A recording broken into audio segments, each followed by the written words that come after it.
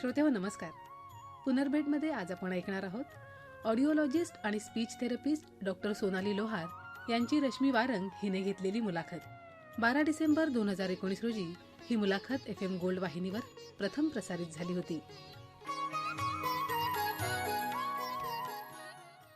रंजक सफर कार्यक्रमात आपल्या सगळ्यांचं मनापासून स्वागत.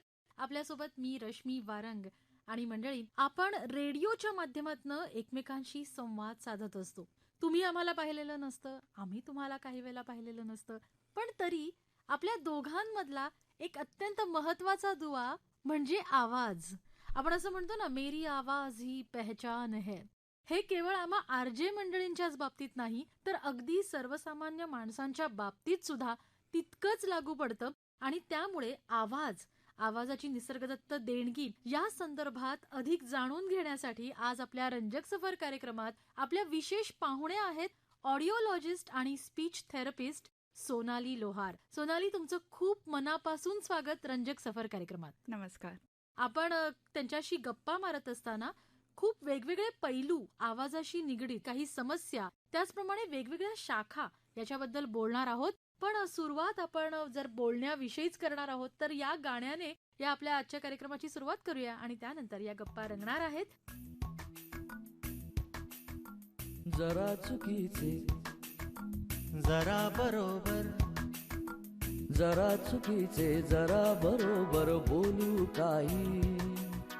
चला दोस्त हो आयुष्यावर बोलू काही. जरा चुकीचे जरा बरोबर बोलू काही. चला दोस्त हो आयुष्यावर बोलू काही.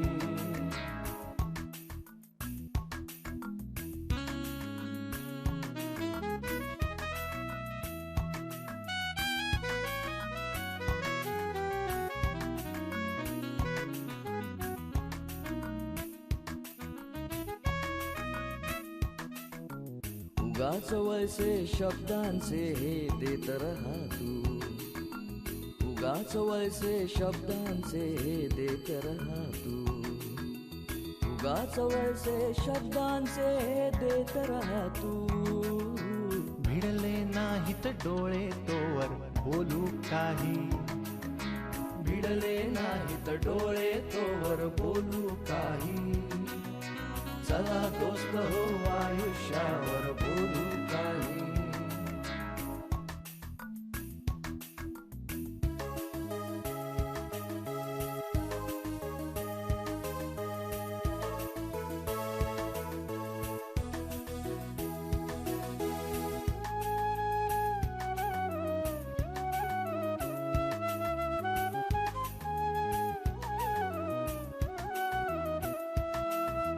तुफान पाहून तीरावर बुजबुजल्या होड्या. तुफान पाहून तीरावर बुजबुजल्या होड्या. तुफान पाहून तीरावर बुजबुजल्या होड्या. पाठ फिरू दे त्याची नंतर बोलू काही. पाठ फिरू दे त्याची नंतर बोलू काही. चला दोस्त हो आयुष्यावर तर बोलूयाच, पण त्याही पेक्षा आज आवाज आणि आवाजाबद्दल बोलूया, कारण हे बोलणं जे आहे ते आवाजाशिवाय पूर्ण होत नसतं.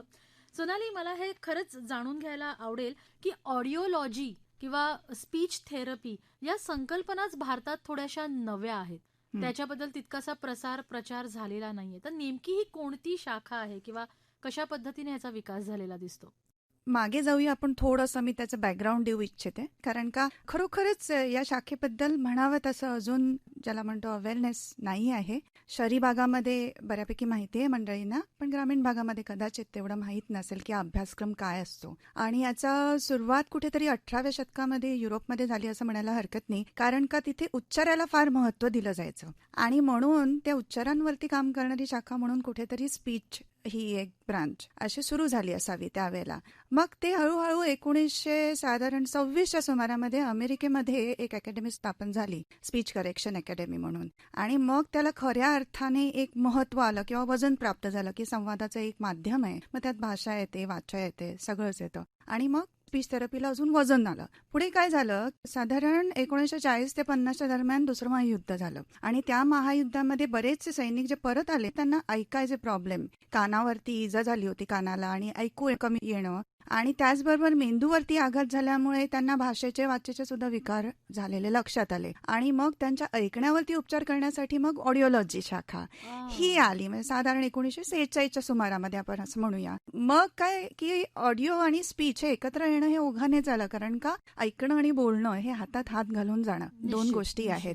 आणि मग ऑडिओलॉजी आणि स्पीच थेरपीची खरोखर म्हणजे त्याचं फाउंडेशन जे म्हणावं ते त्या काळात बसलं. म्हणजे आपण असं म्हणू की ही शाखा जी आहे ती आत्ता कुठे तारुण्यावस्थेत येते आहे. अच्छा. आणि मग ती अशा प्रकारे भारतात सुद्धा आलेली आहे. आज भारतामध्ये आपल्याकडे जवळजवळ 13हून अधिक असतील, पण अशा वैद्यकीय संस्था आहे की जिथे हा अभ्यासक्रम जो 4 वर्षाचा आहे त्याला इंटर्नशिप पण आहे. आणि आपली मेडिकल एंट्रन्स एक्झाम जी आहे तीच द्यावी लागते 12वी नंतर. 12वी मध्ये तुमचं विज्ञान शाखा असली पाहिजे आणि बऱ्यापैकी पर्सेंटेज लागतं. टफ आहे ऍडमिशन्स मिळणं, पण अतिशय सुंदर ब्रांच आहे. आणि ह्याच्यामध्ये ऑडिओलॉजी आणि स्पीच थेरपी म्हणजे वाचा आणि श्रवण विकार याच्यावरती जी ट्रीटमेंट असते, उपचार असतात, त्याच्याविषयी तुम्हाला प्रशिक्षित केलं जातं. अच्छा. आणि मग त्याच्यात अजून बरेच तुम्ही स्पेशलायझेशन्स नंतर करू शकता, मास्टर्स करू शकता आणि वेगवेगळे जसे शाखा आहेत, कार्डिओलॉजी असते, न्यूरोलॉजी असते, तसंच ह्याच्यामध्ये सुद्धा बऱ्याचशा शाखा आहेत ज्यात तुम्ही स्पेशलाइज होऊ शकता. तर माझा विषय जो आहे तो आहे व्हॉइस. अच्छा. मी व्हॉइसमध्ये जास्त स्वतःला प्रशिक्षित करून घेतला आणि मग आता now I am practising as a voice therapist.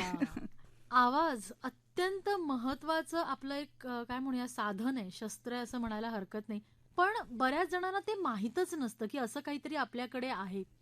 तर हा जो आवाज आहे त्याचा एकूणच जो समाजात वापर दिसतो, वावर दिसतो, त्याच्याबद्दल तुमचं निरीक्षण काय आहे? शस्त्र हे आपण थोडं संहारक म्हणून असं वापरतो. मला असं वाटतं का आवाज हे आपण शस्त्र न म्हणण्यापेक्षा संवाद साधण्याचं साधन, ते बरोबर, कम्युनिकेशनचा एक मोठा, म्हणजे आवाजाच्या शिवाय कम्युनिकेशन किंवा संवाद साधला जाऊ शकत नाही का, असं नाहीये. संवाद हा तुम्ही नजरेतूनही साधला जातो. चांगला ऍक्टर्स असतील त्यांना माहिती आहे की त्याच्यासाठी आवाजाची कधी कधी गरज नसते. पण एक इमॅजिन करा, कल्पना करा की आता मी तुम्हाला सांगितलं तुम्ही काहीतरी बोला, पण त्यावेळेला तुमची जीभ अडकलेली आहे, काहीतरी झालं आणि तुम्हाला सांगायचंय काहीतरी पण ते बाहेर पडत नाहीये.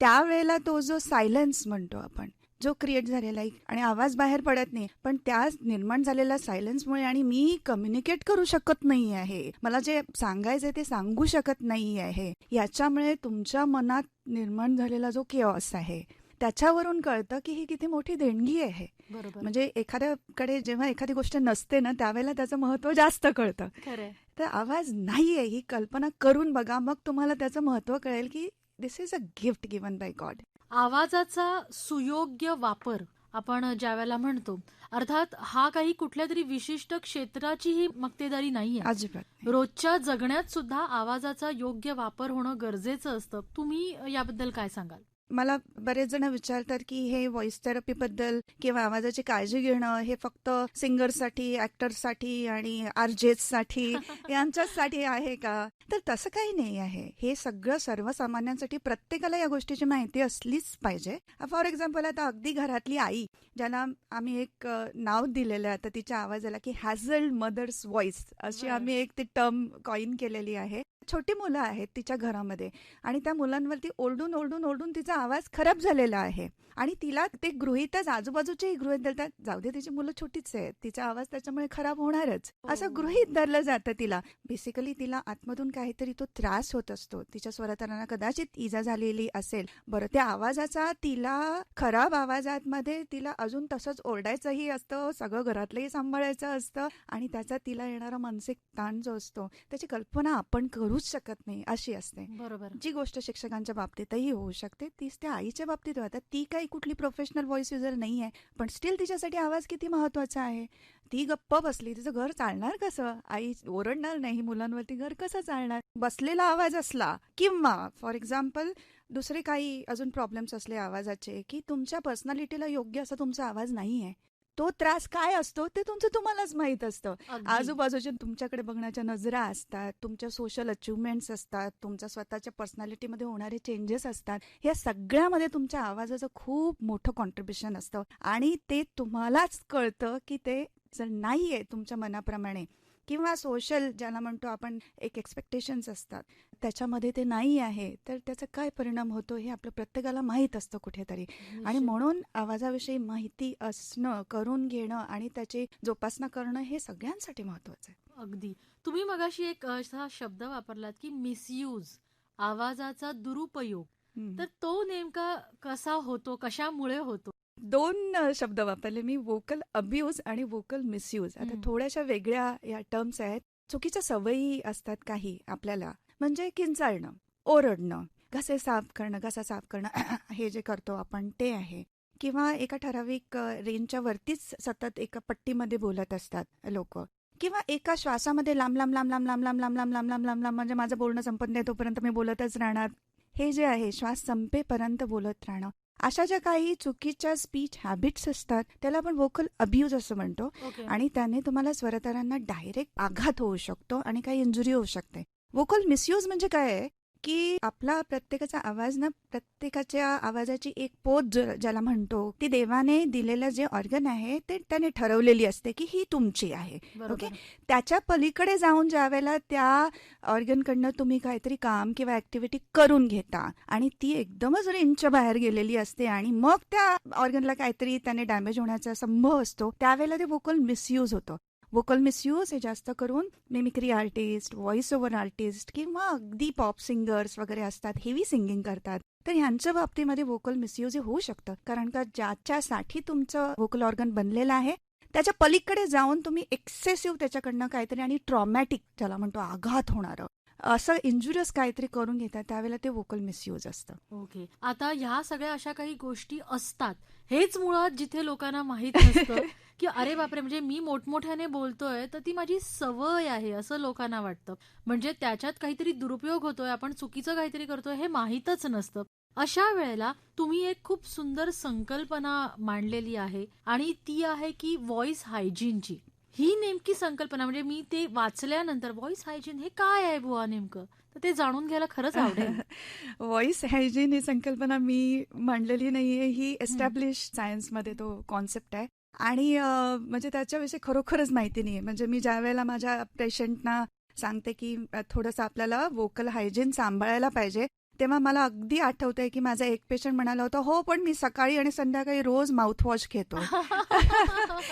तर इतकं म्हणजे त्याच्याविषयी माहिती नाही. आणि मग सांगावं लागलं की असं नाही, वोकल हायजीन म्हणजे या ज्या काही आता आपण सवयी सांगितल्या, वोकल अब्यूज आणि वोकल मिसयूज ह्या टाळल्या पाहिजेत आणि चांगल्या प्रकारे तुमचं वोकल ऑर्गन हे आपण कसं वापरू शकू याची माहिती घेणं आणि त्याप्रमाणे त्याला ट्रेन करणं हे वोकल हायजीनचा एक भाग आहे. जसं शरीराची आपण स्वच्छता घेतो आणि हेल्थ सांभाळतो, तसंच तुमच्या पूर्ण सिस्टीमची, मी जेव्हा सिस्टीम म्हणते त्यावेळेला मी नुसतं तुमचं वोकल ऑर्गन किंवा तुमच्या गळ्यातलं आतमधलं स्वरयंत्र असं म्हणत नाहीये. आपल्या 3 महत्वाच्या सिस्टीम असतात शरीरामध्ये ज्या आवाज निर्मितीमध्ये कार्यरत असतात. पहिली तुमची श्वसन संस्था, दुसरं तुमचं स्वरयंत्र असलेला भाग ज्याला आपण व्हायब्रेटरी सिस्टीम म्हणतो, आणि तिसरं म्हटलं रेझोनेटरी सिस्टीम म्हणजे गळ्याच्या वरचा जो भाग आहे ज्याच्यात वेगवेगळ्या पोकळ्या असतात, नाकाची पोकळी आहे, तोंडाची पोकळी आहे, सायनसेस आहेत आणि आर्टिक्युलेटर्स म्हणजे जे जीभ आहे, तुमचे ओठ आहेत. ह्या 3 ज्या सिस्टीम आहेत, या तिन्ही सिस्टीमची काळजी जी असते ती वोकल हायजीन मध्ये येते. मंडळी, ह्या सगळ्या गोष्टी ऐकत असताना आपल्याला बऱ्याच अंशी हे जाणवू शकतो आपण की अरे यातल्या बऱ्याच गोष्टींचा मी कधी विचारच केला नाहीये. आणि मग त्यामुळे आपल्या काही आवाजाशी निगडीत अशा समस्या ज्यांचं भान कदाचित आत्ता तुम्हाला आलं असेल हे सगळं ऐकल्यावर, तर त्यांच्याकडे आपण वळणार आहोत. तत्पूर्वी एक छानसं गाणं आपल्या सगळ्या श्रोत्यांसाठी आपण ऐकूया.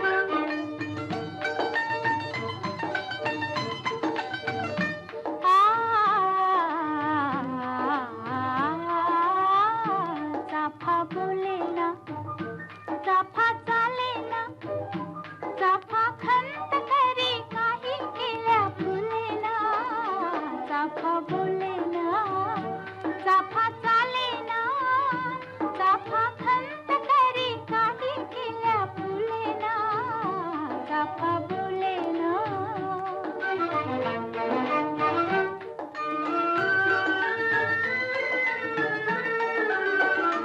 गेले आंब्याच्या बनी, म्हटले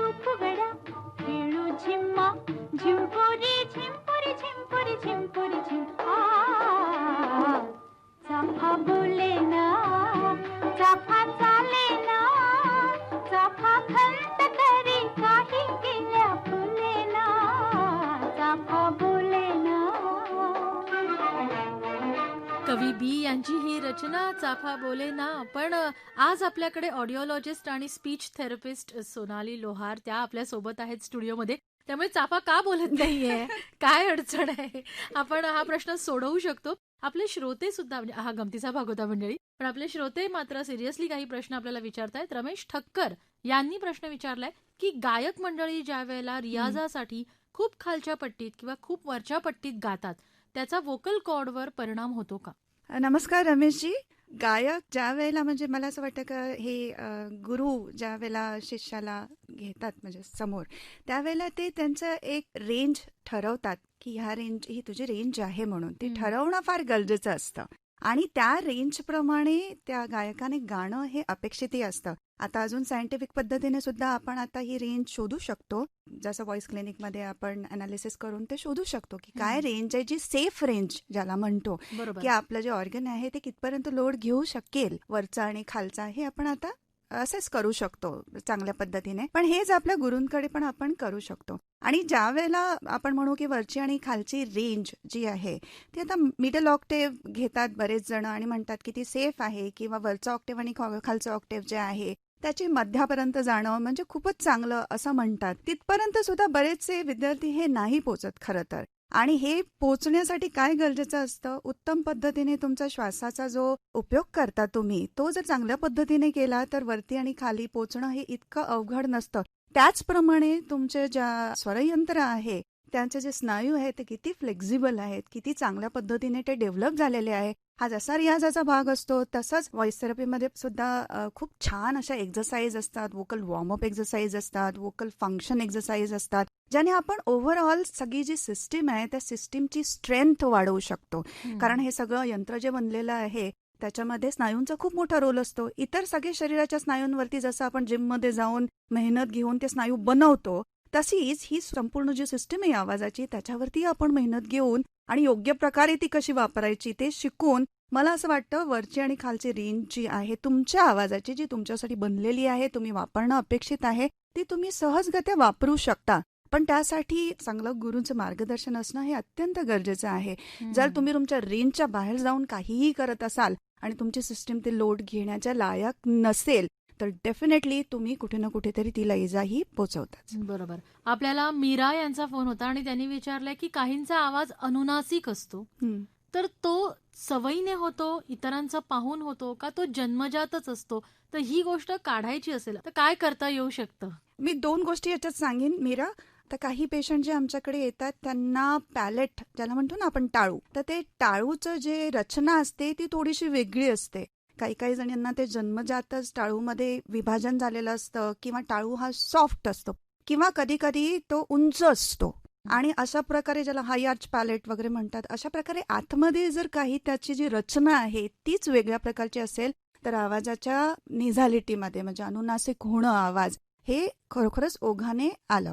त्याच्यावरती करेक्शन करणाऱ्या सर्जरीज ह्या असतात, जे त्याच्यासाठी वेगळे सर्जन्स आहेत, प्लास्टिक सर्जन्स आहेत, तर ते त्याच्यावरती डिसिजन घेऊ शकतात की तुम्हाला किती फायदा होऊ शकेल आणि कुठल्या एजला करणं तुम्हाला योग्य राहील हे करतात. दुसरा एक भाग जो आहे तो आहे बिहेव्हिरल. जसं तुम्ही म्हटलं की सवयीचा भाग आहे का, तर काही मंडळी जी आहेत ती तोंडाची पोकळी जास्त वापरतच नाही, अगदीच तोंड कमी उघडून जे बोलतात मंडळी, आणि त्यावेळेला त्यांना ओरल रेझोनन्स ज्याला म्हणतो, म्हणजे तोंडाच्या पोकळीमधला येणारा जो भरलेला आवाज म्हणतो ना, फुलनेस आवाजामध्ये जो असला पाहिजे तो इतका कमी होतो. मग तीच पोकळी कमी असल्यामुळे जो जास्त भर किंवा प्रेशर येतं ते कुठली, त्याच्यावरची जी पोकळी आहे ती नेझल कॅव्हिटी आहे. त्यामुळे अशा प्रकारे ना तुम्ही कशा पद्धतीने तुमच्या सगळ्या ऑर्गनचा वापर करता ते खूप मॅटर करतं की तुमच्या आवाजाची क्वालिटी, बेसिकली आवाजाची क्वालिटी ज्याला म्हणतो आपण, म्हणजे माझा आवाज आणि रश्मी वारंग यांचा आवाज हे 2 वेगवेगळे आवाज आहेत, त्याच्या क्वालिटीज वेगळ्या आहेत. तर ही वेगळी डिस्टिंक्टिव्ह क्वालिटी आहे प्रत्येक व्यक्तीची. ती ठरवणारी सिस्टीम कुठली असते, आपली गळ्याच्या वरची सिस्टीम जी आहे ना, ह्या ज्या पोकळ्या आहेत वेगवेगळ्या, त्या देवाने घडवून पाठवलेल्या आहे आपल्याला. त्याची प्रत्येकाची शेप आणि साईज ही वेगळी असते आणि म्हणून प्रत्येकाची एक वेगळी आवाजाची एक क्वालिटी असते जी आपली ओळख असते. स्ट्रक्चरल काय असेल ना, फक्त की पॅलेटमधची रचनाच वेगळी आहे किंवा काही नेझॅलिटी म्हणजे नेझल कॅव्हिटीमध्ये काही स्ट्रक्चरल इश्यू आहे, तर मग आपल्याला सर्जनला डेफिनेटली कन्सल्ट करावं लागतं आणि तशी उपाययोजना करावी लागते. ओके. आता आपण ज्या वेळेला म्हणतो की आवाज, तर बहुतांशी वेळा असं आपण म्हणतो की स्त्रियांचा आवाज तसा कायम राहतो, पण काही वेळेला बाळंतपणानंतर आवाजात बदल झालेला दिसतो. काही बायकांचा आवाज हा मुलीच्या आवाजाकडनं बाईचा आवाज असा एकदम ट्रान्सफॉर्म होतो. त्याच पद्धतीने वयात येताना विशेष करून मुलांचा आवाज फुटतो. तर ह्या सगळ्या ज्या गोष्टी आहेत ना, की ज्या निसर्गदत्त आहेत, त्या दरम्यान कोणती काळजी आपल्याकडनं घेतली गेली पाहिजे? काळजी ही थोडीशी त्या एजमध्ये शिक्षक आणि पालक यांच्याकडून थोडीशी घ्यायला पाहिजे, कारण का मुलं त्यांच्या शरीरामध्ये बदल घडतो आहे आणि हॉर्मोनल चेंजेस ज्याला म्हणतात ते प्युबर्टी एजमध्ये हे घडतात आणि शारीरिक जसे बदल घडतात तसंच ते व्होकल कॉर्ड किंवा स्वर तंतू जे असतात आपले त्याच्या सुद्धा शेप आणि साईजमध्ये फरक पडतो, जे मुलींच्या बाबतीत कमी होतं. म्हणजे प्युबर्टीच्या अगोदर, त्या एजच्या अगोदर मुलाचा आणि मुलीच्या आवाजामध्ये साधारण काही फरक नसतो, एकच आवाज असतो, एकच पिच असतो त्यांचा. पण ज्यावेळेला प्युबर्टी एज होतं त्यावेळेला स्वरयंत्रामधले जे स्वरतारा आहेत तर मुलांच्या स्वरतारा ह्या मोठ्या होतात आणि जाड होतात आणि मग त्यांचा आवाजाचा पिच जो आहे, कारण का स्वरतारा ह्या किती जाड आहेत त्याच्यावरती त्यांची एका सेकंदाला होणारे व्हायब्रेशन्स किती असतात बोलताना हे ठरलं असतं. आता ते जाड झाल्यानंतर त्यांचे व्हायब्रेशन्स कमी होतात, त्यामुळे त्यांच्या आवाजाचा पिच ड्रॉप होतो. आपण म्हणतो की याचा आवाज फुटला, जाड झाला, पुरुषासारखा आवाज झाला. हे मुलांचं होतं, स्त्रियांमध्ये इतका फरक पडत नाही व्होकल कॉर्डच्या लेंथ आणि ह्याच्या विड्थमध्ये, त्यामुळे त्यांचं पटकन जाणवत नाही. आता काय होतं की हा आवाज जो चेंज होतो आहे हा अचानक होतोय आणि तो काय होतोय हे समजायचं मुलांना कळलंच नाही की हे काहीतरी म्हणजे गडबड होते हे कळलं, पण हे नॅचरल आहे हे जर त्यांना कळलं नाही किंवा काहीतरी कुठेतरी चिडवलं गेलं किंवा काय होतं की घरामध्ये खूप साऱ्या मुली आहेत, एकच मुलगा आहे आणि सगळ्या मुलींचे आवाज तसेच आहे पण माझा आवाज बदललाय असं जर समजा कधी कधी झालं, सर्कमस्टन्शियल फॅक्टर्स म्हणतो, तर नोटीस केलं गेलं नाही आई वडिलांकडनं, असं काही झालं होतं. कधी कधी ही मुलं जी आहे ते आधीच्याच आवाजामध्ये बोलण्याचा प्रयत्न करत राहतात आणि मग ती व्हॉइस डिसऑर्डर होते, ज्याला आपण प्युबोफोनिया असं म्हणतो. आणि मग ह्या मुलांना मात्र फ्युचरमध्ये खूप सारे प्रॉब्लेम, कारण स्वरयंत्राचं तर स्ट्रक्चर बदललेलं असतं, आवाज बदलणं अपेक्षित असतं, पण त्यांची धडपड असते की आधीचाच आवाज राहावा. बरं, हे असं धडपडीमध्ये इतकं प्रचंड ताण येऊन जातो, मानसिक ताण वेगळा असतो, शारीरिक ताण जो क्रिएट होतो आहे त्यांच्या स्वरयंत्राच्या आजूबाजूला त्या स्नायूंमध्ये तो वेगळा असतो आणि सोशली त्यांना हे कळत नाही, माझा आवाज मी ठेवलेला आहे पण ऍक्सेप्टेड नाहीये, बाहेर लोक म्हणतात हा बायकी बोलतो असं, त्याच्यामुळे तो एक ताण असतो आणि ह्याच्यातून कसं बाहेर पडायचं हे मुलांना कळत नाही. ते विषय सर्कल सारखं होऊन जातं, सगळ्यावरती परिणाम होतो, त्यांच्या पर्सनॅलिटीवरती परिणाम होतो, अचिव्हमेंट्सवरती, करिअरवरती परिणाम होतो, इतकं की पुढे लग्न जमत नाही इतका परिणाम होतो. म्हणजे माझ्याकडे लग्न झालेले सुद्धा गृहस्थ आलेले आहेत की जे आले जेव्हा त्यांना कळलं की बायको आता प्रेग्नंट आहे आणि त्या येणाऱ्या मुलाला माझ्या आवाजावरनं कोणी चिडू नये म्हणून माझा आवाज बदलावा. बापरे. पण नशीब त्यांना ते तेव्हा नॉलेज झालं, कळलं. पण पेशंट येणारे माझ्याकडे आता वयाच्या 50व्या वर्षी सुद्धा आलेले आहेत. किंवा एक उदाहरण देऊ का, म्हणजे किती आवाज महत्वाचा असतो आणि आपली ओळख जी ज्याला म्हणतो आपण ती किती महत्वाची असते आवाजाने निर्माण झालेली. याचं उदाहरण म्हणजे असंच एक आर्टिकल माझं वाचलं होतं पेपरमध्ये आणि मला एक फोन आला आणि त्या फोनवरती त्या बाई बोलत होत्या आणि त्या मला म्हणाल्या की तुमचं आर्टिकल वाचलं आणि तुमची अपॉइंटमेंट हवी आहे. मी म्हटलं अपॉइंटमेंट मिळेल. त्या म्हणाल्या पण तुम्ही माझ्या होम व्हिजिटला येऊ शकाल का. तर मी म्हटलं होम व्हिजिट आता मी सध्या करत नाही, आता बरीच वर्ष झाली होम व्हिजिट सोडून मी करत नाही, तर तुम्ही या. तर म्हणे की नाही मी दादरलाच आहे. तर मी म्हटलं की मॅडम पण दादरवरनं तुम्ही येऊ शकता. मग 1 सेकंडचा पॉज गेला आणि तिथून आवाज आला, मी मॅडम नाही आहे हो, मी मिस्टर आहे. आणि मी म्हटलं थोडंसं मला लक्षात आलं मग काय आवाजाचा प्रॉब्लेम आहे. म्हटलं व्हेरी सॉरी पण तुम्ही दादरवरनं येऊ शकता. म्हटलं माझ्याकडे खूप लांबून लांबून येतात तर आपण काय अडचण आहे. आणि मग ते गृहस्थ म्हणाले माझं वय 82 वर्ष आहे आणि मी बेडरिडन आहे, पण माझा आवाज मला 82 वर्षे सुद्धा तुम्ही बदलून द्याल का हे मला बघायचं आहे. आणि मी खूप सफर झालेलो आहे, माझ्या आयुष्यभर मी या आवाजापायी इतका सफर झालेलो आहे. तर जो बेडवरती माणूस आहे 82वा वर्ष सुरू आहे, संपूर्ण आयुष्य निघून गेलेलं आहे, संपूर्ण 82 वर्षामध्ये हा असा आवाज असल्यामुळे त्या माणसाने किती मानसिक यातना भोगल्या असतील ते ह्या उदाहरणावरनं कळतं की किती व्हॉइस किंवा आवाज ही तुमची एक आयडेंटिटी असते आणि ती आयडेंटिटी किती महत्वाची असते. निश्चित. पण मग त्यांनी जो प्रश्न विचारला होता अशा पद्धतीने आवाज या इतक्या 82व्या वर्षी बदलणं, तर ते खरंच शक्य होतं. 82व्या वर्षी थोडंसं डिफिकल्ट होऊन जातं, कारण का हम्म. सगळं स्ट्रक्चर जे आहे आपलं शारीरिक बदल खूप झालेले असतात. बरोबर. स्नायूंमध्ये पण खूप शिथिलता येऊन गेलेली असते. एक सेट झालेलं बिहेवियर असतं. मी गेली त्यांच्याकडे, व्हिजिटला गेली होते, मी अगदीच गेले होते. पण खूप काउन्सिलिंग करून शेवटी पण त्यांना आनंद झाला की आपण ह्याच्याविषयी थोडी माहिती करून घेतली होती. ओके. पण हे आपण त्याच्या अगोदरच्या स्टेजपर्यंत, म्हणजे जसं आता 52व्या वर्षी जे गृहस्थ आले होते त्यांचा आवाज आपण बरा करू शकलो. अरे वा. हा, म्हणजे जितकं लवकर आपण येणार, माझं म्हणणं आहे की लवकर येणं हे गरजेचं असतं, कारण तुम्ही तुमचं पूर्ण आयुष्याचं पॅटर्न चेंज करता त्या बरोबर. बदललेल्या आवाजाबरोबर. सगळ्याच पेशंटला, म्हणजे अगदी रेअरली काही पेशंटना आपल्याला फक्त व्हॉइस थेरपीने बरं नाही करता येत. मग त्यावेळेला लॅरिंगोलॉजिस्टची मदत घेऊन कधी कधी एखादी सर्जरी करणं हे गरजेचं होऊन बसतं. रिझल्ट त्याचे अजून आपल्याला माहिती नाहीत किती चांगले आहेत किंवा काय, काहींना सक्सेस मिळतो. पण हे सगळं आधी ओपिनियन जर पटकन घेऊन आणि कन्सल्ट करून केलं ना तर खूप फरक पडतो.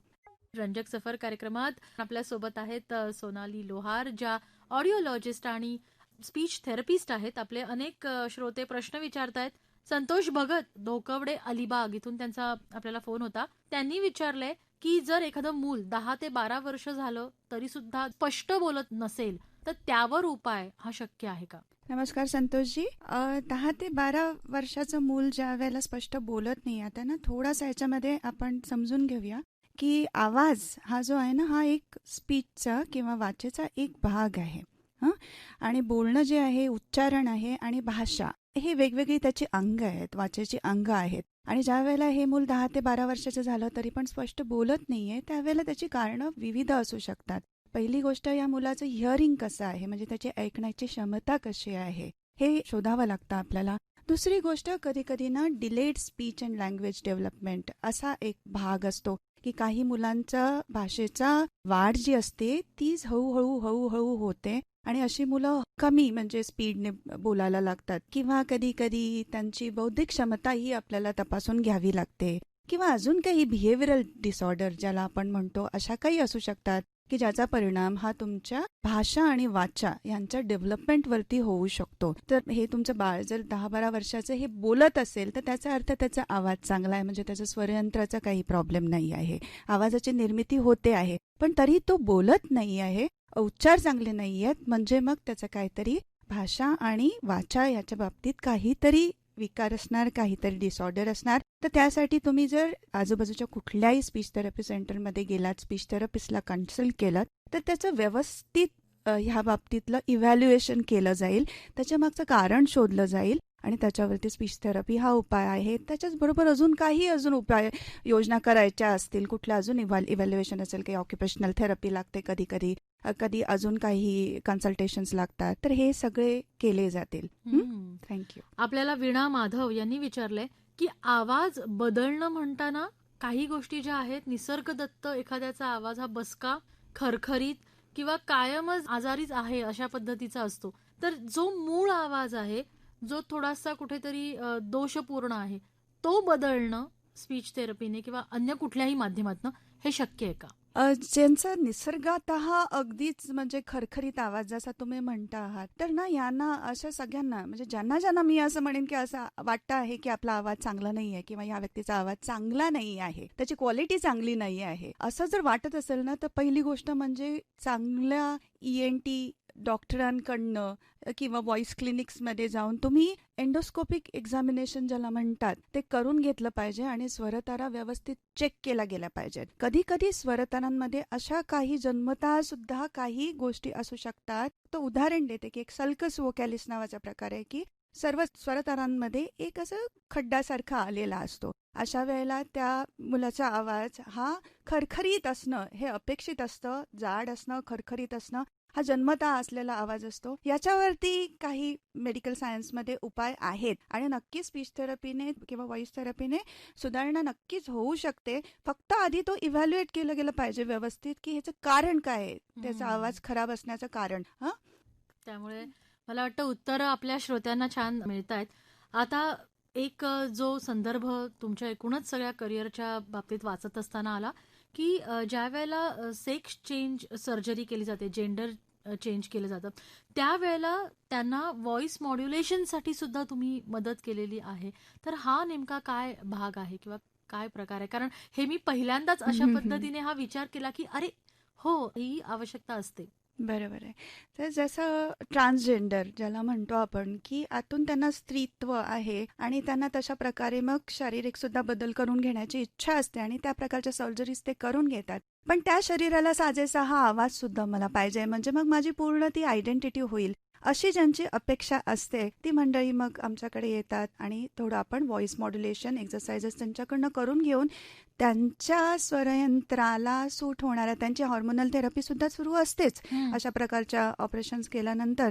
पण हॉर्मोनल थेरपीचे पण थोडे लिमिटेड परिणाम असतात ॲज फार एज आवाज कन्सर्न आहे. तर थोडाफार त्याला व्हॉइस थेरपीची गरज ही असतेच. तर सेफ त्यांच्यासाठी ती रेंज काय आहे, फिमेल रेंजपर्यंत कुठल्या रेंजपर्यंत त्यांच्या स्वरतारा ते आवाज नेणं योग्य आणि तिथे मेंटेन करणं योग्य आहे, हे आपण पहिल्यांदा शोधून काढतो आणि त्या प्रकारे त्यांना ट्रेनिंग देतो त्या आवाजाचं. आणि तो सुद्धा एक वेगळा म्हणजे अनुभव असतो. आपल्याला श्रोत्यांनी बरेच प्रश्न विचारलेले आहेत इथे. आपल्याला सुभाष अभ्यंकर यांचा मेसेज आहे आणि त्यांनी असं म्हटलंय की सध्या माझा आवाज फुटतच नाही, तर त्याचं कारण काय असावं असं त्यांनी विचारलेलं आहे. आवाजच फुटत नाही. सुभाषजी, हा आवाज अजिबातच फुटत नाही म्हणजे आता आपण कम्प्लिटली म्हणजे सायलेंट झोनमध्ये आहात का, की अजिबातच म्हणजे मला बोलताच येत नाही, या आ ई उ असं काहीच करता येत नाहीये असं आहे का? हे मला खरं जाणून घ्यायला आवडलं असतं, की थोडाफार आवाज येतो आहे पण तो खरखरतो आहे असं आहे का, ते मला जाणून घ्यायला आवडलं असतं. या सगळ्यासाठी खरोखर पहिली गोष्ट जी करायची असते ती म्हणजे व्होकल कॉर्ड्सचं एक्झामिनेशन करून घेणं. चांगलं ENT सर्जनकडनं जाऊन पहिल्यांदा जर कधी कधी व्होकल कॉर्डचे असे काही आजार असतात की ज्याच्यामध्ये पॅरालिसिस झालेला असू शकतो स्वरतारांना. आणि मग अशा वेळेला खूप होर्स व्हॉइस किंवा अशा प्रकारचा आवाज जो आहे, तर हा जो आवाज आहे तो पॅरालाइज व्होकल कॉर्डचा आवाज सुद्धा असू शकतो. शोधणं हे खूप गरजेचं आहे. काही काही प्रकारचे इन्फेक्शन्स असू शकतात, काही लंग्सच्या पॅथॉलॉजीज असू शकतात, ज्याने सुद्धा जोरच नाही आहे ना आवाजामध्ये, कारण का फुफ्फुसातून जेवढा हवेचा पुरवठा प्रत्येक उच्छ्वासावरती होतो तेवढा आवाजामध्ये जोर असतो आणि आवाजाच्या निर्मितीसाठी हवेचा पुरवठा उत्तम पद्धतीने होणं सुद्धा गरजेचं असतं. तर अशा प्रकारचं कुठलं फॅक्टर आहे, कुठल्या लेवलला ते कारण आहे ते शोधणं हे खूप गरजेचं आहे. ते शोधलं का मग उपाय आपल्याकडे जवळजवळ सगळ्यांवरती आहेतच. आपल्याला शारदा माने कल्याणहून त्या विचारतायत की त्यांची नात 3 वर्षांची आहे, सगळं बोलते पण र चा उच्चार तिला जमत नाही. ल म्हणते, म्हणजे माझं नाव कदाचित ती रश्मीच्या ऐवजी लक्ष्मी म्हणेल असं मला वाटतंय. तर र आणि ल हा जो काही गोंधळ आहे त्याच्याबद्दल काय सांगाल? प्रोनाऊन्सिएशन डिफेक्ट म्हणतो आपण किंवा डिस्लेलिया असं त्याला नाव आहे. उच्चारणामध्ये जे लहान मुलं शिकत असताना कधी कधी दोष असतात ते हे अशा प्रकारचे असतात. कुठल्याही स्पीच थेरपिस्टकडे आपण गेला तर ते पटकन करेक्शन होऊ शकेल आणि ही योग्य वेळ आहे. आपण आता घेऊन गेलात तर थोडंसं ट्रेनिंग दिलं तर ते करेक्शन होऊन जाईल तिचं. वा, खूप वेगवेगळ्या प्रकारच्या समस्या म्हणण्यापेक्षा सुद्धा असं काही आहे हेच आपल्याला माहित नसतं, जे आपण आवाजाशी निगडीत आज बऱ्याच साऱ्या गोष्टी पाहत आहोत, त्याचे वेगवेगळे पैलू अनुभवत आहोत आणि अर्थात त्याच्याशी निगडीत वेगवेगळ्या शाखा त्यांच्याबद्दलही आपल्याला थोडंसं बोलायचंय. आणि या आपल्या गप्पा आणि या विषयावरची अधिक माहिती आपण त्यांच्याकडनं जाणून घेत राहूया. अर्थ माझ्या बोलण्याचा जर तुला कळला असावा, लाजली असशीलही अन तोलही ढळला असावा.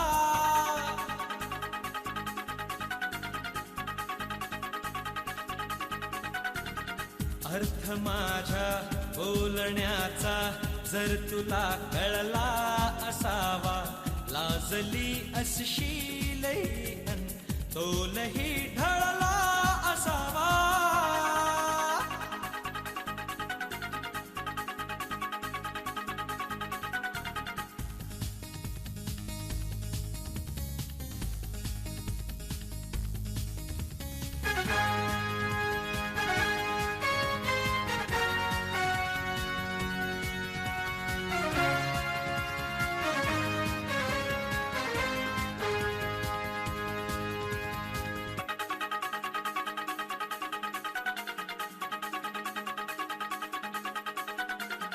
आठवण येते तिची तेव्हा दिवस माझा उगवतो.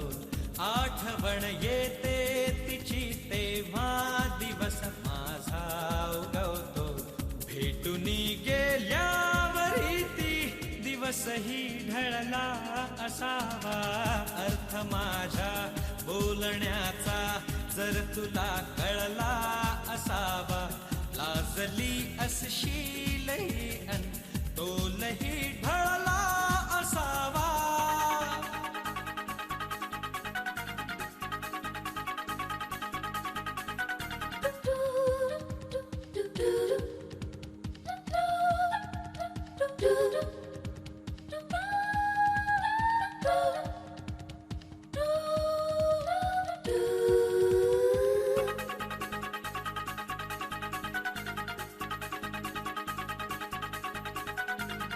हे असे तेव्हा तुझ्याशी बोललो होतो कुठे मी, हे असे तेव्हा तुझ्याशी बोललो होतो कुठे मी. शब्द जो ओठात होता तो जरा चढला असावा, अर्थ माझ्या बोलण्याचा जर तुला कळला असावा, लाजली असशीलही अन तोलही ढळला असावा.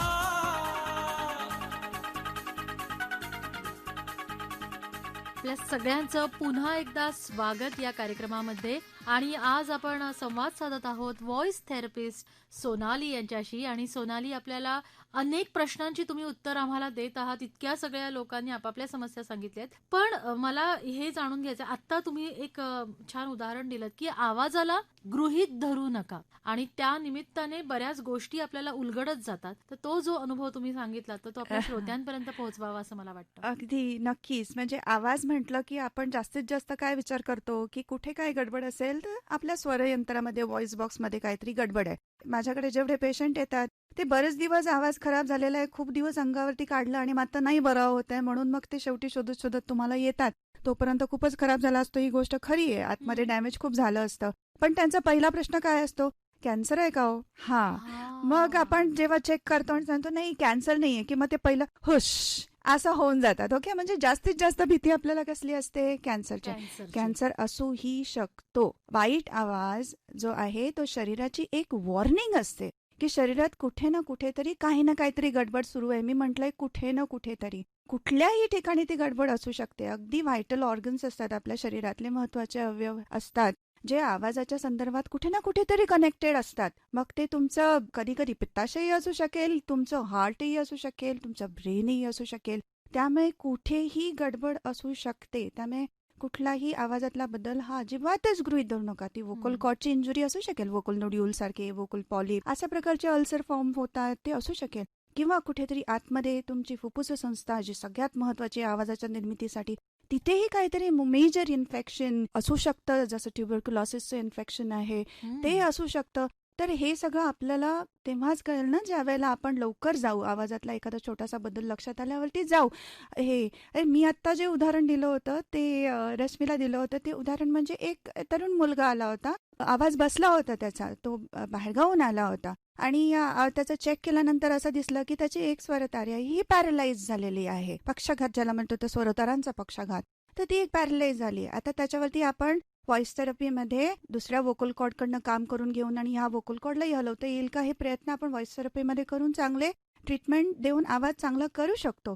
पण कुठेतरी त्याच्या हिस्ट्री घेताना असं लक्षात आलं की नाही, ह्याला अजून काहीतरी आपल्याला शोधून काढायची गरज आहे. आणि म्हणून मग त्याला आम्ही कार्डिओलॉजिस्टकडे पाठवलं, हृदयरोग तज्ज्ञ जे आहेत त्यांच्याकडे पाठवलं. आणि लक्षात असं आलं की त्यांना एक असा त्या मुलाला आजार होता, सिंड्रोम होता, की ज्याच्यामुळे त्याच्या स्वरतारांवरती आघात, त्याला नर्व जी असते तिच्यावरती आघात होऊन त्याची स्वरतार काम करत नव्हती. मग त्याला इमिजिएटली त्या आजारासाठी हृदयरोग तज्ज्ञांची ट्रीटमेंट देऊन ऑपरेशन करावं लागलं. आवाज तर त्याचा चांगला झालाच त्या ऑपरेशन नंतर, पण सगळ्यात महत्वाचं त्याचा जीव वाचला. म्हणजे तो कुठल्या तक्रारीसाठी आला होता, आवाज खराब झाला म्हणून. निघालं काय, हृदयविकार निघाला त्याचा, आणि जो जीवघेणा होता. त्यामुळे अजिबातच गृहीत धरू नका. म्हणून म्हणते रश्मी की जे पहिलं वाक्य वापरलं होतं की आवाज ही देणगी आहे, मग त्या देणगीचा गैरवापर पण नाही करायचा आणि त्या देणगीला गृहीतही नाही धरायचं.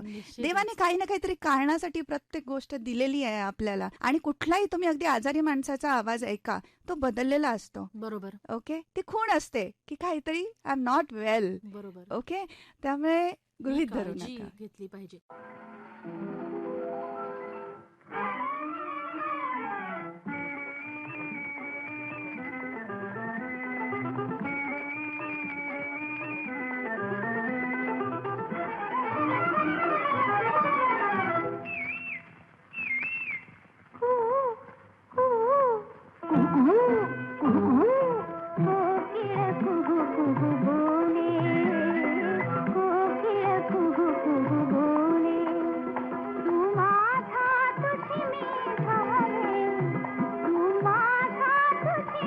झाले कोकिळ कुहू कुहू बोले.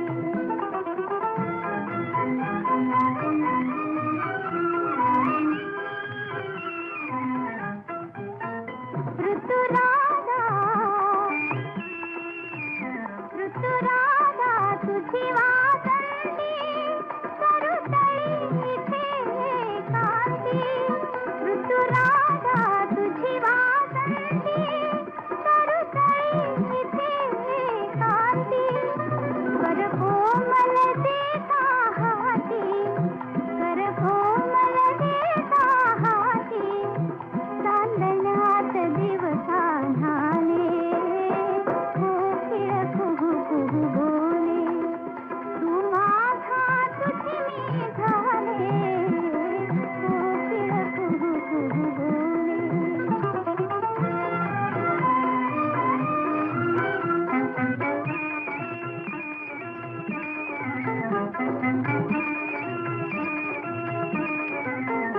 मोहरून डहाळीवरती आपुली हिंदोळत प्रीती. मोहरून डहाळीवरती आपुली हिंदोळत प्रीती.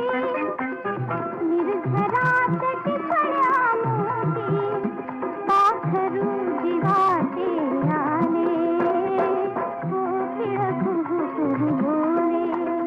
तू माझा तुझी मी झाले कोकिळ कुहू कुहू बोले.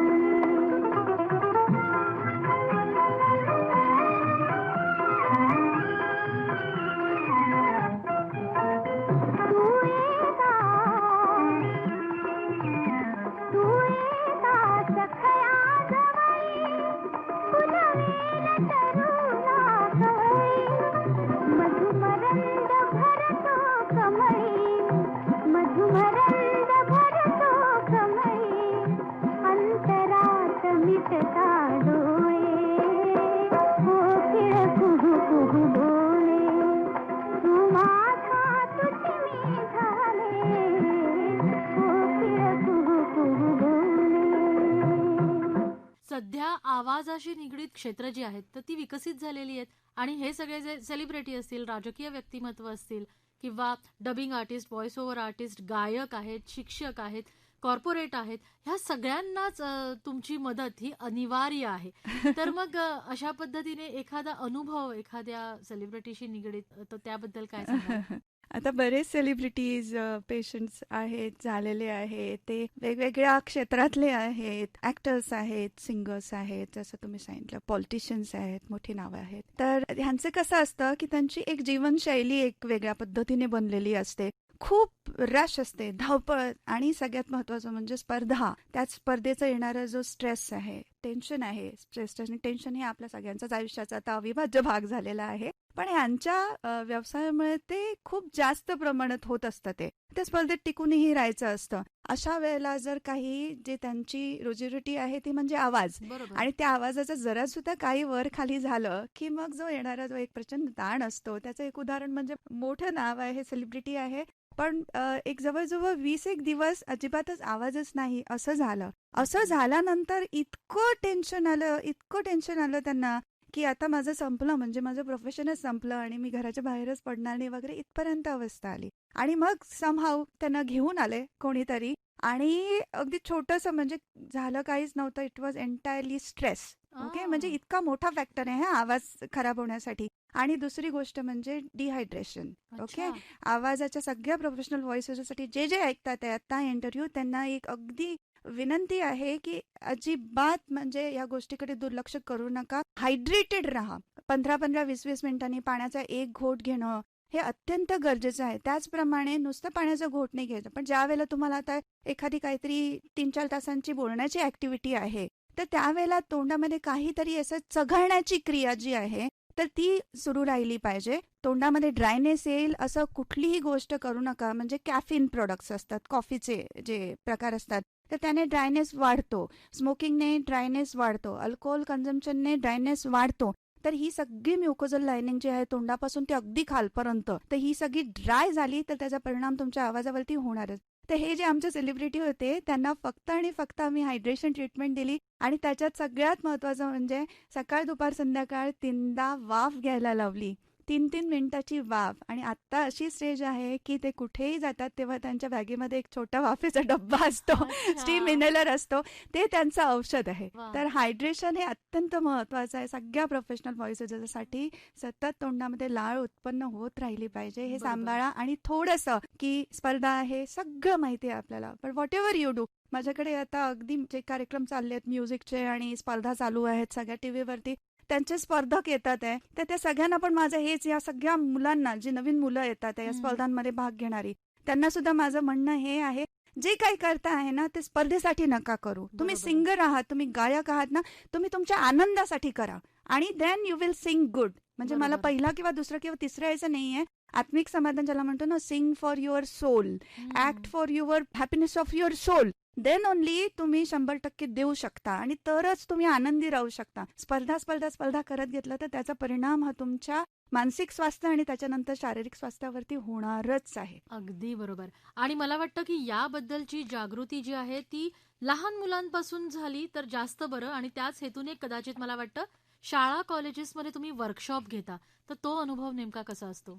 शाळा कॉलेजांमधले वर्कशॉप हे जास्त करून मी शिक्षकांसाठी घेते. अच्छा. हा? बरं. कारण का प्रोफेशनल व्हॉइस युजर या कॅटेगरीमधला खूप मोठा वर्ग जो आहे तो म्हणजे शिक्षक, आणि ज्यांना सतत 7-7, 8-8 तास बोलावं लागतं. नुसतं बोलावं नाही लागत, त्यांना सगळ्या प्रकारचे वोकल अब्यूज करावेच लागतात. हे त्यांची प्रोफेशनल डिमांड आहे. Correct. म्हणजे मी त्यांना असं सांगू शकते का ओरडू नका, किंचाळू नका मुलांवरती, असं अशी ती परिस्थिती अजून भारतामध्ये यायला थोडा वेळ लागेल. पण आहे त्या परिस्थितीमध्ये त्यांना ते वर्ग सांभाळायचे असतात. वर्गामधली संख्या प्रचंड मोठी असते. तर थोडंसं काहीतरी गव्हर्नमेंटने थोडं नियमन केलेलं आहे, पण काही काही ठिकाणी कॉलेजेसमध्ये तर 100-100, 120 जणांचे वर्ग हो. असतात. On top of their voice they have to talk, की शेवटच्या विद्यार्थ्यापर्यंत त्यांचा आवाज पोहोचला पाहिजे आणि सतत बोललं पाहिजे. हे कुठेतरी तुमचे, जर तुम्ही ट्रेन नाही आहात त्या गोष्टीसाठी की कशा पद्धतीने सिस्टीम वापरली तर आपण वोकल अब्यूज सुद्धा उत्तम पद्धतीने करू शकतो. म्हणजे ओरडायचं, पण कशा पद्धतीने ओरडायचं याचं सुद्धा व्हॉइस थेरपीमध्ये जे ट्रेनिंग आहे की तुम्ही योग्य पद्धतीने ओरडा. किंचाळायचं असेल योग्य पद्धतीने किंचाळा, हे जे ट्रेनिंग आहे ते तुम्ही घेतलं पाहिजे. की पोटातून बोला हे गायकांना सांगितलं जातं की पोटातून गा, पण कधी कधी शिकवलं नाही जात की पोटातून गा किंवा पोटातून बोला म्हणजे काय. Okay, that is voice therapy, हे आपण शिकवतो. पण ह्या सगळ्याचं नॉलेज नसल्यामुळे आणि वोकल हायजीनचा काहीही कुठूनही दुरून दुरून संबंध नसल्यामुळे या सगळ्या शिक्षकांना आवाजाचा प्रचंड त्रास होत असतो. म्हणजे मी असं म्हणेन की 100मधल्या जवळजवळ 50 शिक्षक म्हणतात आमच्या सर्व्हेमध्ये की हो मला कधी ना कधीतरी आवाजाचा त्रास होतो, मग मी ते तात्पुरतं काहीतरी उपाय करते. पण तात्पुरते उपाय हे कधी कधी पुरेसे नसतात आणि मग बरोबर. रिपीट प्रॉब्लेम तो होत राहतो. शेवटी कधीतरी तुम्हाला वोकल कॉर्डला किंवा कुठे इंजुरी होऊ शकते, मग ऑपरेशन सारखे उपाय तुम्हाला करावे लागतात. हे सगळं टाळण्यासाठी माझा प्रयत्न आणि माझं ध्येय असते आहे की जेवढ्या जास्त शाळा कॉलेजेस पर्यंत आपण हे पोहोचवू शकू, की छोट्या छोट्या गोष्टी आहेत ज्याची काळजी तुम्ही घ्या, की सतत पाणी पित राहा. माझं सगळ्या शाळांना आणि महाराष्ट्र शासनाला सुद्धा माझी ही विनंती आहे आणि करून झालेली आहे की आपल्या शाळांमध्ये ज्या शिक्षकांना आवाजाचा त्रास आहे आणि जे डॉक्टरकडे जाऊन आलेत, आमच्यापर्यंत पोहोचलेले आहेत आणि आम्ही जर सांगितलंय त्यांना की ॲम्प्लिफिकेशन म्हणजे मायक्रोफोन वापरा तुम्ही, कारण ऑलरेडी तुमच्या वोकल कॉर्ड झालेला आहे डॅमेज, तर त्यांना ते अलाव केलं गेलं पाहिजे. शासनाच्या स्तरावरती जेव्हा आपण म्हणजे होईल काही, मी आशादायी आहे खूप, पण इतर संस्था ज्या आहेत, शैक्षणिक संस्था आहेत, त्यांनी सुद्धा ही पावलं उचलायला पाहिजेत की एका वर्गामध्ये किती मुलं असली पाहिजेत हे ठरवलं पाहिजे. ॲम्प्लिफिकेशन दिलं पाहिजे, मोठ्या संख्या असेल तर ॲम्प्लिफिकेशन हे पुरवलं पाहिजे. बरोबर. हायड्रेशन हे मस्ट आहे. म्हणजे त्या शिक्षकांनी 15-15, 20-20 मिनिटांनी पाणी पिणं, हे जसं आता मला असं वाटतं साऊथमध्ये कुठेतरी शाळा आहे की जिथे ते Water bill. वॉटर बेल दिली जाते, तशी आता शिक्षकांसाठी पण आपल्याकडे वॉटर बेल द्यायला पाहिजे. आणि मग हे सगळे माझ्याकडे येणारे जे शिक्षक पेशंट म्हणून आलेले असतात ते म्हणतात तुम्ही हे सगळं सांगितलं, पण आमच्याकडे जे खूप शिक्षक आहेत, तुम्ही आमच्या शाळेत चला. आता या शाळा इतक्या लांब लांब लांब बरोबर, लांबच्या असतात, बरोबर. खेडेगावातल्या, दूरच्या, एकटा आपण कुठपर्यंत पुरे पडणार. म्हणून आता आय एम व्हेरी हॅपी ह्या प्लॅटफॉर्मवरनं मी हे सांगते आहे. सगळ्या शैक्षणिक संस्थांना माझं आव्हान आहे की या छोट्या छोट्या गोष्टी आहेत आणि ह्या सगळ्यांचा त्या शिक्षकांच्या मानसिक अवस्थेवरती सुद्धा खूप परिणाम होत असतो. हे सायन्सने प्रूव्ह केलेलं आहे की संध्याकाळी तो शिक्षक ज्या वेळेला घरी जातो, ज्याला वोकल अब्यूज एवढा झालेला आहे आणि एक्झॉस्टेड आहे, संध्याकाळी तो शिक्षक त्याच्या घरातल्या मंडळींशी बोलू इच्छित नाही, बरोबर. इतका तो थकलेला असतो. थकलेला असतो. आणि हं. मग तो स्ट्रेस किती वेगळा येतो की मी संवाद थांबतो ना इतक्या तिकडे. मुलांशी हं. बोलून शाळेत आलं, मी माझ्याच मुलांशी माझी बोलायची इच्छा सुद्धा नाही आहे. बरोबर. कम्युनिकेशन मध्ये आणि इंटरपर्सनल रिलेशनशिप ज्याला म्हणतो आपण, असे खूप प्रॉब्लेम आणि असे आलेले आहेत की घरातल्यांच्या तक्रारी असतात, घरी येऊन ही बोलत नाही अजिबात आमच्याशी, आणि माहित नसतं की तिला काय झालंय, तिला आतमध्ये वोकल नूडल झालेलं असू शकतं. पण हे कळणार कसं जोपर्यंत तुम्ही तो अवेअरनेस नाही आहे. आणि सगळ्या ज्या या पॅथॉलॉजीज आहेत ना, अगदी अर्ली स्टेज म्हणजे थोडंसं झालेलं आहे तर आपण अगदी चांगल्या प्रकारे त्याला ट्रीट करू शकतो आणि सोप्या पद्धतीने ट्रीट करू शकतो. बरोबर. पण आपण आवाजाला इतकं महत्व देत नाही. त्यामुळे कमीत कमी शाळा कॉलेजमधले ह्या आणि शिक्षक आहेत ते किती मोठं ते ज्ञानदानाचं काम करतात, ते बरोबर. आपले गुरु आहेत, तर त्यांच्यासाठी तर तेवढं आपण देणं लागतो की आपल्याला जे नॉलेज आहे ते तिथपर्यंत पोहोचलं पाहिजे. म्हणून मी हे सगळे वर्कशॉप्स करते. नक्कीच. आणि मला तुमची ही जी बोलण्यातली कळकळ आहे ना, की याबद्दल जागरूकता निर्माण व्हायला हवी, ती जास्त मला भिडलेली आहे की खरंच इतक्या मनापासून कोणीतरी हे सगळं सांगू इच्छित आहे. आणि हे मनापासून सांगणं तेव्हाच येतं ज्या वेळेला त्या व्यक्तीला खूप वेगवेगळ्या गोष्टींबद्दल आस्था असते. सोनाली यांना आपण आज व्हॉइस थेरपिस्ट म्हणून इथे आमंत्रित केलंय, पण 4 सख्य 24 यासारख्या पुस्तकाचं लेखन असेल, स्वतः त्या उत्तम निवेदन आणि सूत्रसंचालन करतात आणि त्याबरोबरच काही सामाजिक बांधिलकी म्हणून सुद्धा त्यांचे उपक्रम आहेत. तर त्याच्याबद्दल अगदी जाता जाता काय सांगाल? सामाजिक बांधिलकी म्हणजे मी 2 क्षेत्रामध्ये थोडंसं काम करते आहे. एक म्हणजे शैक्षणिक, आणि त्याचा संबंध थोडा परत आवाजाशीच आहे की शिक्षकांना जो होणारा त्रास आहे तर त्याचं आपण काय काय म्हणजे जे आता मी तुम्हाला उपाययोजना सांगितले त्याच्यापैकी अजून एक उपाययोजना म्हणजे जर आपण काही डिजिटल डिव्हायसेस दिले बरोबर. शैक्षणिक क्षेत्रामध्ये, व्हर्च्युअल क्लासरूम सारखे प्रोजेक्ट जर आपण अजून जास्त प्रमाणात केले तर त्यांचा जो ताण येणार आहे तोही कमी होऊ शकेल. तर त्या दृष्टीने मी काही प्रोजेक्ट्स केलेले आहेत की जास्तीत जास्त शाळांना अप्रोच करून की अशा प्रकारचे तुम्ही जास्त शिक्षकांवरती ताण न येणारे असे काही आपण डिव्हायसेस वगैरे देऊ शकतो का त्यांना, ते आम्ही प्रयत्न करतोय. आणि दुसरं संस्था एक ठाणे आर्ट गिल्ड म्हणून ठाण्यामध्ये, तर त्या संस्थेचा एक ग्रंथगंध म्हणून ग्रुप आहे, त्याचे मी व्यवस्थापक आहे. आणि साहित्याशी संबंधित अशा हा ग्रुप आहे. पुस्तकांना जास्तीत जास्त वाचलं गेलं पाहिजे आणि जास्तीत जास्त लिहिलंही गेलं पाहिजे, या दृष्टीने सगळे उपक्रम मी राबवत असते. या संस्थेच्या प्लॅटफॉर्मवरती लेखकांना बोलवून आम्ही त्यांच्याशी चर्चा करतो, खूप स्पर्धा घेतो, मेंबर्स आहेत त्यांच्याकडनं लिखाण करून घेतो आणि जेवढं शक्य होईल तेवढं आपण करत असतो. निश्चितच. अगदी आता आपल्याकडे थोडासाच वेळ आहे, पण अगदी आपण आपलं आजचं हे जे सगळं बोलणं आहे, आपला हा जो संवाद आहे तो समप करत असताना आवाज आणि त्याच्याशी निगडीत ह्या सगळ्या वेगवेगळ्या पैलूंना उलगडल्यानंतर तुम्ही अगदी जाता जाता आमचे जे श्रोते आहेत त्यांना नेमकी कोणती आणि अगदी ज्याला म्हणू ना की सोपी, रोजच्या दैनंदिन जीवनात शक्य आहे अशी कोणती काळजी घ्यायला सांगाल? 2-3 महत्वाच्या गोष्टी. तोंड कोरडं पडू देऊ नका, सतत पाणी पित राहा, घसा अजिबात साफ करायची सवय ही वाईट आहे, हे नाही करायचं. जेव्हा जेव्हा असं वाटेल त्यावेळेला 3दा कोरडे जे आपण गिळतो ना, ते तसं कोरडी थुकी गिळणं ज्याला म्हणतो आपण, ड्राय गल्पिंग, तसं केलं तरी पण ते घशातलं फिलिंग निघून जातं. तिसरी गोष्ट आहे, स्क्रीम शाउट येल करायचं असेल तर योग्य पद्धतीने आधी शिकून घ्या कसं करायचं आणि मग करा. आणि रुटीनली जसं आपण ब्लड चेक वगैरे करतो तसं रुटीनली कधीतरी वर्षातून एकदा तरी आपल्या स्वरयंत्राची आणि आवाजाची चेक ही योग्य तज्ज्ञांकडनं जरूर करून घेत जा. वा, खूप धन्यवाद. आवाज ही एक देणगी आहे, आवाजाला गृहीत धरू नका आणि आवाजाचा सुयोग्य वापर आपल्या आयुष्यात मोठा बदल घडवून आणू शकतो. इतके सकारात्मक विचार आज तुम्ही आम्हाला इथं या कार्यक्रमाच्या माध्यमातून दिले, त्यासाठी मनापासून धन्यवाद. सगळ्यांचे धन्यवाद. श्रोतेहो, पुनर्भेट कार्यक्रमात आपण ऐकत होतात ऑडिओलॉजिस्ट आणि स्पीच थेरपिस्ट डॉक्टर सोनाली लोहार यांच्या रश्मी वारंग हिने घेतलेल्या मुलाखतीचा भाग. या कार्यक्रमासाठी निर्मिती सहाय्य केलं होतं रचना गुप्ते हिने आणि सादरकर्त्या नेहा खरे. पुन्हा भेटूया पुढच्या भागात. तोपर्यंत नमस्कार.